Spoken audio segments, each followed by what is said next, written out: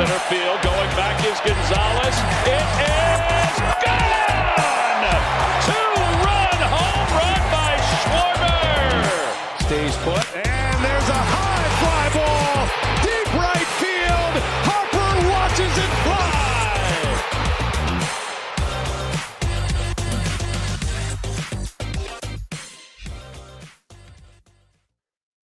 And we are back for another episode of the Double Switch Podcast. Baseball is back tomorrow. We had a nice little break here. We got to see our boy Alec Boehm in the home run derby. We got to see the Phillies all over the All-Star game. Bryce Harper was in his element. That man can work the media and work a crowd better than any athlete I've ever seen. It's always nice to see him on kind of the global stage like he was this week. And National League fell again. They seem to lose every year, so it's not even a big deal to us. But no, it was good. It was good seeing the Phillies kind of take over Arlington. Hasn't really happened since the days of the last run we had where Chase and Jimmy and Cole were there every year. Yep. I'm going to be honest, didn't watch the whole game. I never find the All-Star game that's interesting, and same with the home run derby. But nonetheless, I enjoy all the festivities. But at the end of the day, I'm happy. Tomorrow, the Phillies are going to be back on my TV. How are you doing, Johnny? Yeah, I'm doing great. Yeah, no, I definitely tuned into All-Star Weekend. I was missing baseball, and I'm always a home run derby guy. I'm always locked in. Put my money on Boehm, and then a little security bet on Gunnar Henderson. But I was really bummed. I was really bummed out to see Boehm kind of choke that away in the semifinals to Teoscar. It looked like he had it in the bag, but it was still fun to watch. Like all the guys reacting to his home runs. He put on a show. He looked good, and like you, I fell asleep the third inning of the All-Star game because it's really not that. It's not peak television. Home run derby, yes, but All-Star game always fails the test. It's stupid. Yeah, I tend to agree. But in bigger news, the first half, technically the first half, I know we're a little over the halfway mark of the season, is done with, and there's a lot to look back on at this point. Phil's first half could not have really gone any better. We had good health for the most part. We had good performances. Guys who we were expecting to be good have been good. Guys who we were hoping would step up and make a jump did make that jump. And, some might say that it was best case scenario. Things went right. Things went really right in the first half. We have a big lead going into the second half. I believe the number's 8.5 games up now on the Atlanta Braves. If this team can just keep on keeping on the way they have so far, they're going to be in a really good spot come October. I know that if they go 33-33, they end with 95 wins, which there's a very good chance you're winning the division with 95 wins. But that shouldn't be the goal. The goal should be to continue what we did in the first half. So let's just circle back to that, Johnny. First half, what went right? What went wrong? What are you watching closely to kind of transition into the second half here? I know there's a lot to talk about, but kind of just steer it wherever you think we need to go. Yeah, well, what do we end up at? 62-34, you said? My math might be wrong. It might have been 34-34. I know if we go 500 the rest of the way, we get to 95 wins. I don't know. Besides the point. Obviously, you give this team an A+. We're the best record in baseball. We're 8.5 games up in the NL East.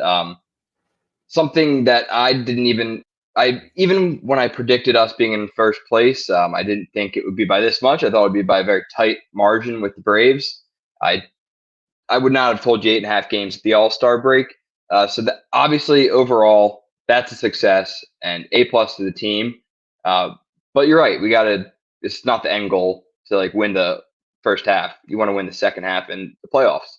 So there are a few things that, best team in baseball, but we're not perfect, And I think the number one things that kind of stick out is shoring up what's going on with the number 5 spot. Bryson Stott getting back to who Bryson Stott is, because that's really hurting this team. And I think moving on from Christian Pache and getting a deeper outfield. Our outfield, it honestly stinks offensively. for such how good of a team we are. The production between Casti, Marsh, and Rojas is pretty horrible for like the best team in baseball. And the best team in baseball needs to have a good outfield, you know? Yeah, the All-Star game kind of speaks levels to what happened to this team in the first half. You look out there, and most of our pitching staff, most of our bullpen, Yep. and the infield is there. And that kind of sums up what happened here. We have 3 starters who are going to probably receive Cy Young votes. We have 3 hitters that are probably going to receive MVP votes for the National League. And then we have 2 of the best relievers in baseball. Like you said, the outfield's kind of a problem. When I said guys who stepped up from last year, I was not talking about anybody in the outfield. Johan Rojas has kind of not made the jump that the Phillies would have envisioned. I think that's putting it gently. I know they expected him to develop. They're still expecting him to develop, but it's not happening very quickly, and it's not probably going to happen this season. And Brandon Marsh, he's the most complex player on this team, if you ask me, because he has the ability to hit the ball really hard, which is something that not a lot of people have. A lot of people get by with worse tools than Brandon Marsh has. He can barrel up a baseball. He's a very good defender. He's quick. He's toolsy and athletic. Unfortunately, though, there's parts of his game that he just can't develop, whether it be our fault, whether it be his fault. He can't hit lefties. There's always going to be the debate over what comes first, playing him against lefties or the production. And I don't know. I don't have the answer to that. But what I do know is when this team gets to September and October, we can't afford to figure it out. You know, that's the time for kind of waiting and seeing has already happened. That's a first half thing. They gave him opportunity. Some might say not enough, but they gave him an opportunity to prove that he could hit lefties, and he's not showing the ability to do so. So yeah, going into this trade deadline, I think that's going to be what they're looking for. It's going to be outfielders who can provide more of a bat first outfielder type of approach than what we kind of have. I know Rojas and Pache are defensive oriented players. They're going to be looking for a bat that can play the outfield. I think it's going to be from the right side. I'm not positive, but I think it's going to be from the right side. It will. I'm 95% sure. Yeah, and it's probably going to be it's not going to be Star, but it's not going to be another Whit Merrifield. It's going to be a little more of a sure thing. And I think that's going to be what to watch come this kind of trade deadline. I even think that that's more of a thing we need to hit on more than the 5th spot in the rotation, because we have 4 really above average starters, which not a lot of teams have. The 5th spot becomes way less important as the season goes on, assuming everybody's healthy. Come October, you really don't even need it. And most teams don't even use their 4 starter. So that kind of shows how much depth we have going into October. And I don't expect any regression out of the staff. I think that we have 4 good pitchers that should be pitching this good because they're good. I don't expect major regression. All these guys are stretched out for the most part. You don't have to worry about workloads. You don't have to worry about stuff kind of dwindling down. We do obviously have to worry about health, but everybody's always worrying about health.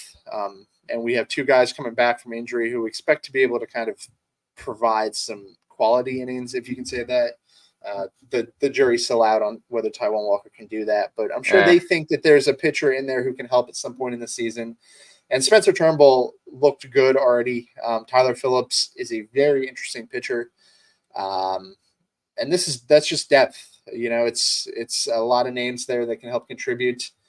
If everybody stays healthy, this team's good in the pitching department for a long playoff run. And that's talking about the bullpen too. I know there's been talk about Mason Miller or other just high leverage, hard throwing relievers. It would sure be nice to have him at the back of the bullpen, but this team by no means needs it. Bullpen's deep. Everybody's healthy. It's boring to kind of say all this, but I think that I kind of disagree with the bullpen. Yeah, no, I mean, you look at some of the guys. I mean, Alvarado has been underwhelming. I mean, based off what we expect out of Alvarado, there's been some a handful of games in the past month where he's let up over 2 earned runs in an outing, which is like he can't be our blow up guy. It's just like not what we expect out of him. And then you go down the list. Like, do you trust Dominguez entirely? He looks good lately. And then you look at Soto and Jose Ruiz, like all solid, right? But like, could we upgrade one of those spots and then maybe slide one of those guys out of the rotation? Like, go out and get like I know people are saying the Rangers could be selling like a Kirby Yates, get a Kyle Finnegan, Estevez. I know you like him a little bit. Tanner Scott seems like he's the big ticket item. It's gonna be a hard one to acquire, but I do feel like there's a little room to upgrade there.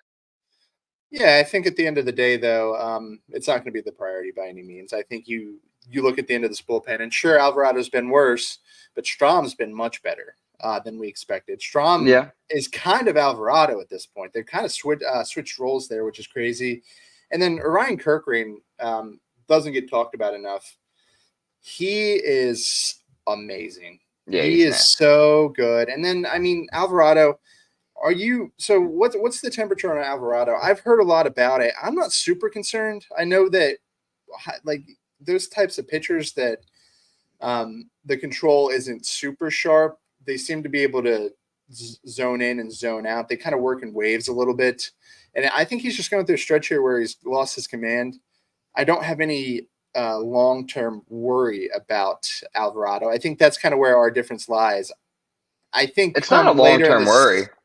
Well, I think later in the season, though, I think you're going to have a fully loaded Alvarado who's ready for a playoff run. And that's for ultra high leverage relievers at that point. And a fifth would be nice, but it's not something that we need.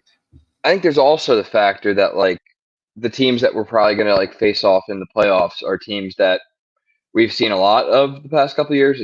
We're going to see the Braves. It's just like how it is. And Alvarado has like a ton of exposure to like some of these like NL teams, and like getting a guy like a Yates or like an Estevez that like these teams don't see could kind of help. Yeah, Yates is ironic because wasn't he on the Braves last year? He was. But no, yeah, I think it's going to be second on the list. It's definitely not going to be first. But I think there's going to be 2 issues addressed. I think I would clump fifth starter into another reliever. I think they're equally as they'll kind of deserve equal attention. And I do have I know that the faith hasn't really developed into anything, but I don't feel awful about the Soto Seranthony combination. I can't say that I want them in the 8th or 9th in a close game, but you're talking 5th and 6th players in the bullpen, and they both throw just about 100. And sure, they struggle with control, but there's a lot of bullpens out there with 5th and 6th guys who can't bring what those guys bring to the table. They're frustrating, but they're good guys to have around. Well, all right, then let's go back to center field. So would you say the plan for like probably the stretch run is going to be a Rojas Marsh platoon in center? Are they going to kind of like finally admit that like, because I feel like that we've just been stubborn about this whole Rojas thing because we think Rojas is such a better defender than Marsh. I feel like people like kind of realize now that like Marsh can play a high level defense. Can we just platoon them and then focus on getting a left fielder? Is that it? Well, I think it depends a lot on who you're pursuing, because I think if we get a Lane Thomas, I think we're going to see a lot of Marsh in left field and Lane Thomas in center field. But yeah, it's just tough to say. I think the person who's going to lose the most at bats, without a doubt, is Rojas. He really shouldn't even be up right now, to kind of put it gently. I think that we're probably going to continue to play Marsh the way he's been playing, and we'll fill in the Marsh gaps with kind of in-house players. Think Weston Wilson, think Christian Pache, and I think whoever we bring in is probably going to get a lot of full-time at-bats. I agree. Because a lot of these people we're naming aren't strictly platoon players. Tommy Pham can face righties and lefties. I don't like Tommy Pham, but he's been mentioned. He's an everyday player. Taylor Ward's definitely an everyday player. Lane Thomas, it's a little, he's not super good against righties, but down in Washington, he's an everyday player and he's pretty productive. So I think it's going to be they're going to take Rojas' spot, and then we're going to continue the Marsh kind of dip the toes in the lefty thing. But we're going to see more of our bench kind of filling in when there's tough lefties on the mound. And the improvement's going to come from the Rojas/Witt spot to whatever the new hitter is going to be. That's where the improvement's going to be. Yeah, that's likely. Well, I guess just kind of like let our audience kind of know what we're thinking about some of these righties that are getting thrown around. I'll throw out the top righties that I've kind of seen that kind of fit the profile we're looking for. No Robert here, no Jazz Chisholm, no Cody Bellinger. I just don't see those as realistic options. I don't want them. Now, I really don't want to pay the price either. I think we've talked about it. I feel the same way about Crochet and Miller. Just not besides hot take time. Besides Luis Robert, are the other two even good? Not really. No, they're not. Let's just admit it. They're mid. Their names sound better than their performance. Well said. All right, so I got 1, 2, 3. I have 5 names for you. Let me hear. Rank them on. We'll say not your preference, but like most likely to happen. Okay, because those two lists might be wildly different. Yeah, I know. That's fine. Okay, all right. So most likely to happen. All right, hit me. All right. So we got Brent Rooker, Lane Thomas, Taylor Ward, Randy Arozarena, Adolis Garcia. I think you just named them in order. I think you did. So Rooker, you think is most likely? Thomas, number 2. Number 3, Taylor Ward. Number 4, Randy. And then number 5, Garcia? Yeah, I don't think Adolis Garcia. I'm going to cross him off. I don't think he fits the type of bat that we need because he's a carbon copy of Nick Castellanos, and that sounds extremely frustrating. I don't even know if he can play left field. I know he's a right fielder. I don't even know if he can fill in at center. Cross him off. Who's fourth name? Randy? Yep. He is interesting. He's very interesting because I think his value's down a little bit right now. He fits the defensive profile. He fits the offensive profile. And he's a nice middle ground between Luis Robert and Brent Rooker. You could actually kind of combine the two players and you end up with Randy Arozarena. He's a good postseason performer. He's interesting. I see a world where we pull that off. 3 was Taylor Ward. It was, yep. I like Taylor Ward a lot. I always have. I think he's a really good hitter. And we connect with the Angels a lot, which is something that matters. It doesn't matter a ton, but there's an open line of communication there. I think that should definitely be mentioned. Yeah. Yeah, so that could work. And like you said, Estevez is on that team too. He would make sense in the bullpen if they go out and get a guy. I don't think Matt Moore makes any sense. We don't really want to do that again. I want to do that again. He's good. He's good too. It's the idea that team kind of lines up well with what we have to offer and what they have to offer. 2 was Lane Thomas. Lane Thomas. He is another interesting name. Him and Rooker are close. Rooker's going to get more attention, but I think Lane Thomas might fit better. Can play center well. Can definitely play corner well. Crushes lefties, and I have a firsthand view of this. He is a very, very useful player when there's a lefty on the hill. And we need that probably more than any other thing at this point. We need an outfielder who can hit lefties well. Good defender, club control for another year. I don't know what Rooker's contract situation is looking like. He probably has some club control too, right? Yeah, I think it's 2 years actually, if I'm not mistaken. And I like the ebbs and flow of Lane Thomas's season better than Brent Rooker. I have grown just very weary of players whose highs and lows are as high as Brent Rooker's are. Sure, it's great when times are well, but there's a free swinging approach there. They swing and miss a lot, and we have a player who does that. I just see a world where we just throw the same team out last year and we just get beat the same way with the free swinging righty approach. Team doesn't really hit anybody. He's going to fit in well if the team's hitting well, but if the team goes cold, he goes ice cold, and how much does it really help? Plus the defensive profile is a little more of a stretch. I know he's not a super good defender in left. So I think Lane Thomas fits better. I think Brent Rooker makes more sense because out of division athletic team, and they have nothing to even write home about. They're probably going to get rid of everybody. And the Nationals are not really that bad. To them, keeping Lane Thomas around for another season isn't the worst of things. So I think Brent Rooker's the most obvious guy to get moved. I think Lane Thomas fits the best. And the other three, you kind of have to mix it around to kind of make it a good fit. Would you tend to agree with that list and that approach?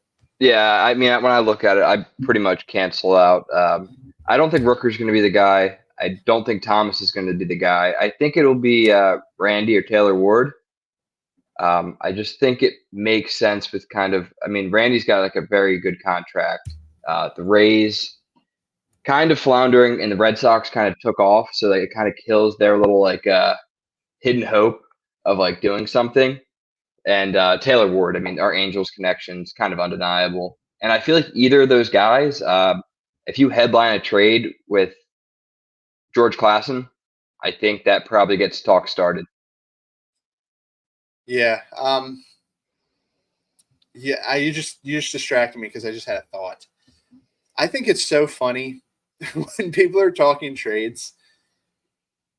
Every mock trade I see, it's always Phillies fans and always media people just not wanting to trade players that are playing good in the minors and just trying to trade bad players. Yeah. And I'm like, that's just not how this works. Like, you don't trade Mick Abel now because one, nobody wants him, and two, Mick Abel has no value. But everybody's like, oh, we can't give up Aiden Miller, and we can't give up, we can't give up George Klassen. Like, the truth of the matter is, you want someone? Yeah. You have to, and if you like, they're the ones with the most value. So every time I see one of these mock trades, I just know it's going to be something dumb like that. We're probably going to have to give up somebody good to get Taylor Ward because he is a good major league player. You have to give up good minor league players to get good major league players. You can't give up bad minor league players to get good major league players. It's just not how it works. Yeah. But yeah, well said. You just sent me on kind of a spiel. No, that's a very good point because it's been a very common theme. If you're on Sports Talk Radio, if you're on Twitter, it's brutal. Literally, should Aiden Miller be untouchable in a trade? I know, and I feel bad because I feel like we've talked about like how we don't think the Phillies, like me and you don't think the Phillies are going to give up those two, because we don't think they need that caliber of player, like of like hype.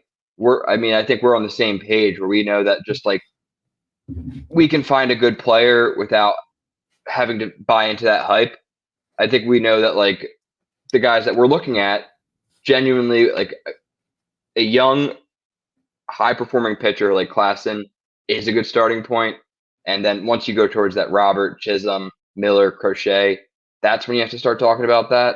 So yeah, I'm tired of people wanting the best players and trying to give up Mick Abel and like I don't even know. Like it drives me nuts because we'll give Ethan Miller and Mick Abel for Luis Robert Jr. Yeah, everybody was like, "Oh, we can't give up Miller for anybody." And then this time around, it's we can't give up we can't give up Aiden Miller for anybody. And it's just that's not how the business works. And there's also I'm kind of going on a prospect spiel here because I just watched the draft.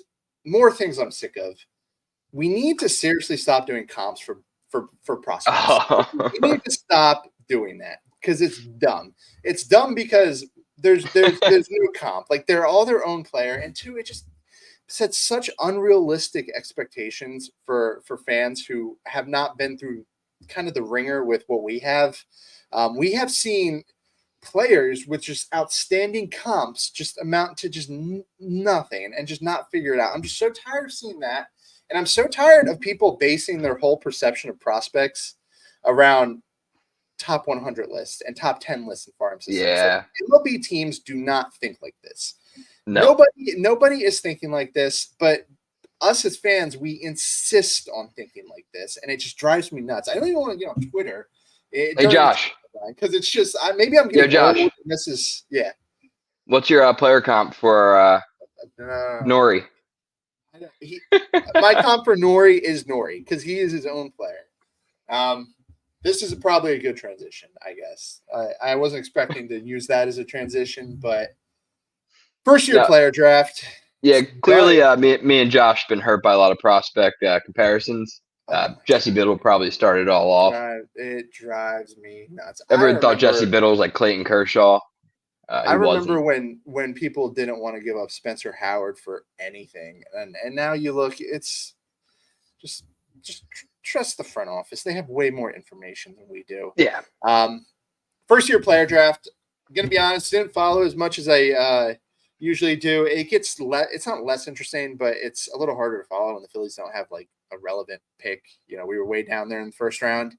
I did see where these guys slotted in. Interestingly, our second pick in the draft slotted higher than our first round pick. Did you see that? Saw that.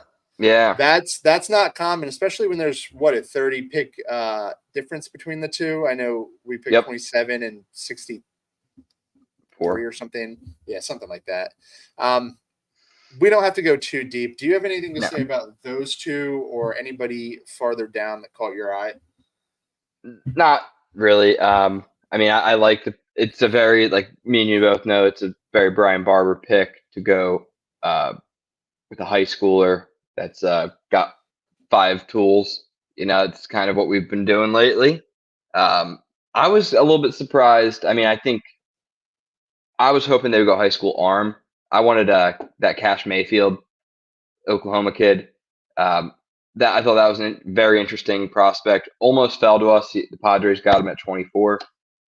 But now Nori, I mean, the guy is a smaller prospect, but I think his calling card is, I mean, I looked at his like perfect game. Like his 60-yard dash is literally unheard of, better than Trey Turner's at that same age. Guy's fast as hell. It should be interesting. You know, I kind of like an outfielder with a shorter frame, kind of a shorter, like a smaller strike zone there too. It'll be interesting to see how it plays out. But as we know, temper your expectations and don't compare him to anyone. Yeah, just a couple of notes on the first year player draft, not as much on the players. One, I really like the separation between the Phillies major league team and Brian Barber.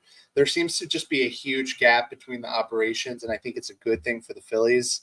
I'm pretty sure Dave Dombrowski and John Middleton and the front office is saying, you do what you need to do and do what you think's best. We are worrying about the major league team. You pick the player you want. And I think that points to a team that trusts both Brian Barber and their player development system. They know that it's going to be a long process. That's why we're drafting high school kids. But we really do think that the type of players we're drafting, we can get the most out of. We think we can develop them. The kind of like the type that we're going for now, it seems to be athletic high schoolers. Good tools, specifically good hit tool. We seem to be kind of going towards the good hit tool. Yeah, we're not even focused on power, really just pure hit. We're thinking in the mindset of these guys have innate tools and an innate ability to put bat on ball, and we can strengthen them up. We can, help them grow and develop, and we can teach them the power later. But what they have with the athletic tools and their ability to put bat on ball, can't really teach that. You've seen it a lot. Yeah, you've seen it a lot. Sometimes there's big time power hitters that break through, but the truth of the matter is usually people who get drafted and the power is the best tool, those players struggle. It's hard to develop those type of players. I'm not saying they don't work out, but I think a great example that we both went through was Cornelius Randolph. That is a terrific comp. It's not easy to teach a player how to hit at this point when the pitching's already good. It kind of just seems like you have to have a good foundation to continue on the path of development. And another thing, I just happened to be watching a broadcast one time. You know another team that does this? They do it much better than we do, but I think they follow the same type. You'll get it. Dodgers? Probably, but not the team I was thinking of. Who you think of? the Baltimore Orioles do this. Oh, yeah, true. They were talking about how they pick players who can hit. They have the hit tool first, and they develop the power. Yeah. And you look up and down the Orioles, and they have just a team of just really good hitters. You know, they don't have the streaky power hitters that, like I said, they're hard to develop. You have Gunnar Henderson, Jordan Westbrook, and Adley, and these guys can hit. These are 300 average hitters. Seems like just it's less risky picking those type of players. And they won't be here for a really long time because they're 18 years old.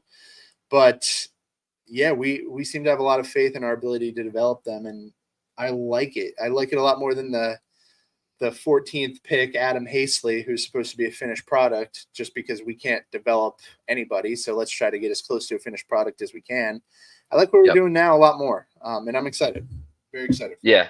No, it definitely shows just how confident we are in what we have. I think Preston Mattingly and Brian Barber do a really good job. And now that everything you just said was like really, really well said, because it is a better approach. Just like, frankly, like having that bat to ball skill, because if you can do that at the big league level, like Gunnar Henderson, those guys, like you don't even like think of, like when you watch him play, you don't think of him as a power hitter. He just like gets the bat and the ball will leave the park if you're a strong enough guy.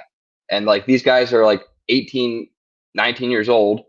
By the time they're 23 years old, they're going to have a little more oomph than they did. So, and they keep that ability to make contact, and they're going to be great baseball players. So I love it. Yeah. And yeah, it's like watching this draft is like, all right, like I'm not going to scrutinize it because like they know what they're doing. Yeah. Real quick on that, I do wish they took an arm. I think we can kind of real light on arms. Yeah, I think we can kind of fill our farm system with some arms. But like I said, the front office and Brian Barber and the MLB draft team are completely separated. They're not telling them to do anything, which is both a blessing and a curse for us who kind of think we know what we want. Obviously, we're not going to get what we want. He's going to do what he wants. I think that should do it on the draft talk. And this is already a long episode, so I don't think we really have to talk about the second half. I think we should just enjoy the show. Enjoy the second half. It's going to be a fun second half. Let's do a couple superlatives real quick. Superlatives for the first half. Give me most valuable, least valuable, Cy Young, and Cy Yuck. Okay. Most valuable, Alec Boehm. You son of a gun. You beautiful son of a gun. You made us proud All-Star Weekend. You've been absolutely raking, making Josh Knapp happy as hell, because Double Switch knows that Boehm rakes, and he's made that leap the first half, and it's really beautiful to watch. He's really fully like come around as just a fantastic all-around baseball player. Yeah, timeout. Let me hop in. I didn't know Alec Boehm was that funny. Yeah, he's got like that. He's a funny dude. He's got like that nonchalant, like not even trying kind of humor. Yeah, it's a dry humor. I love the video of him saying, "How about that?" Just like everybody thought when he was at the home run derby. He's funny. Yeah, he was. Alec Boehm. It's nice seeing Alec Boehm on the national stage. We get a lot of him here in Philadelphia, but MLB seems to be marketing him a little bit because he's good. He's really good. Yeah, no, it's good to see his personality shining on in front of the whole country. I think that's cool. Whole world, really. Least valuable player. I feel bad because I like this team so much, but just based off last season, I'm gonna go Stotty. I think he's been. I actually I'm gonna take that back, and I just can't do that because his defense still has been so damn stellar. All right, so who you got? It's gonna be Rojas. Rojas, okay. Rojas, Pache, one of those two. No Whit Merrifield. Well, he's not even on the team anymore. That's true. That's a good point. Yeah, so I think Dave already kind of proved that. Yeah, so I guess it's a mix of Pache and Rojas. People look at him as the same player right now because they can't do anything with the bat and they can play good defense. If one of them would like to wake up and start hitting the ball well, hitting some gaps maybe, run around the base a little bit, use that speed they have, that would provide value. They need to provide some more value. My Cy Young it's Chris Sanchez. Wheeler. He set the bar for himself these past couple of years. I expect this out of Wheeler at this point, but Chris Sanchez, man, I mean, he's our number 4 starter, and he's debatably having a better year than 90% of the starters in the league. So, tip of the cap to Chris Sanchez. And what was the last one? My Cy Yuck. Cy Yuck. I like that. I haven't heard that before. Well, it's not going to come as any surprise to you, Josh. Everybody who lives in this entire region knows what you're about to say. Yeah, everyone knows what's about to come out of my mouth. Taiwan Walker. Dude makes a lot of money. The dude makes $18 million a year, and what has he done for us this year? Nothing. He had a couple good games. He's getting hit really, really hard. I hope that blister heals and he can throw a splitter again. I have no idea what the plan is for him, though. But, yeah, he's not providing any value. I tend to agree with everything. A couple honorable mentions for MVP. Both Bryce and Trey, who are also going to get MVP votes at the end of the season. 100%. Terrific. Couple honorable mentions for least valuable player. You said Rojas and Pache. Very true. Whit Merrifield has to be thrown in there. He was awful. And somehow that's it. It's just those 3, which is just amazing. Cy Young, you went Sanchez. I think I'd probably go Sanchez too, but Ranger Suarez deserves a tip of the cap because he was incredible up until these last 3 starts. Yeah. I don't know if he's hurt or if he's just getting a little tired, but he had a great first half. And I mean, Jeff Hoffman too. I got to throw Jeff Hoffman in there for Cy Young. He is That's a really good point, dude. He is a dude. Jeff Hoffman is we waited too long. He's gonna get. He's a real one. Paid. He's gonna get paid, and he deserves every penny because dude. Sometimes I just turn the game off when he comes in the 9th. I'm not worried at all. Yeah, tons of trust with Jeff. I have full faith in Jeff Hoffman. He's filthy. And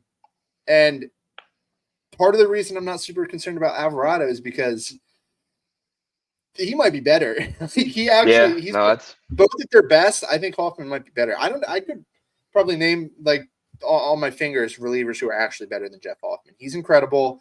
And then Cy Yuck was obviously always Taiwan. No one else is There's no debate there. But no, it was a good first half, and I'm excited. I'm ready for the second, man. I'm ready. One more day. All right. But I think that should do it from my point of view. Anything else on your end? No, man. It's been a hell of a first half. Best I've seen in probably ever. Let's go Phils, I'm pumped for this final stretch of the year. It's the most important. I think this team, they're coming together still. I mean, I think they're that type of clubhouse. They're that type of team. I'm amped. Hopefully we get to see some of you guys down at the ballpark. Let's go. Me too. And as always, thank you guys for listening, and we will be back to talk to you guys soon. Take care.